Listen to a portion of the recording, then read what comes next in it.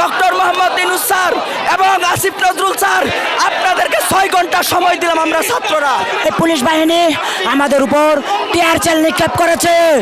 দ্রুত 35-এর প্রজ্ঞাপন জারি না হওয়া পর্যন্ত আমরা রাজপথ ছাড়ছি না।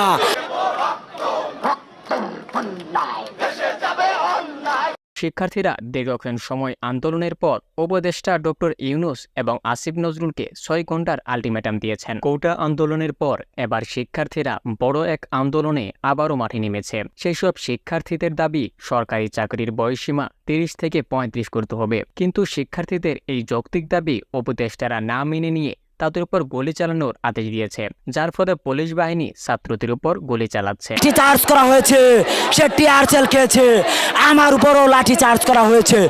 সেই সব গুলিতে অনেক ছাত্র আহত হয়েছে। শিক্ষার্থীরা এখনও রাস্তায় শুয়ে থেকে মর্মান্তিকভাবে তাদের দাবি জানাচ্ছে। তারা বলছে, আমাদের এই যৌক্তিক দাবি কেন উপদেষ্টারা মেনে নিচ্ছে না?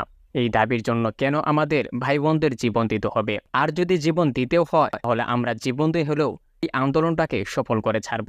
শিক্ষার্থীদের এই যৌক্তিক দাবি যদি উপদেষ্টারা না মেনে নেয় তাহলে শিক্ষার্থীরা বলেন, যেভাবে শেখ হাসিনাকে দেশ থেকে পালাতে বাধ্য করেছি ঠিক সেইভাবে আপনাদেরকেও উপদেষ্টার পদ থেকে নামাতে আমাদের সময় লাগবে না। পুলিশ কেন আমাদের এই যৌক্তিক দাবির আন্দোলনে গুলি চালাবে? তারা গুলি চালানোর আদেশ কোথা থেকে পেয়েছে? এছাড়া অনেক শিক্ষার্থী এখনো রাস্তায় আন্দোলনে বসে রয়েছেন। তাদের একটাই দাবি, সরকারি চাকরি বয়সসীমা 30 থেকে 35 করতে হবে।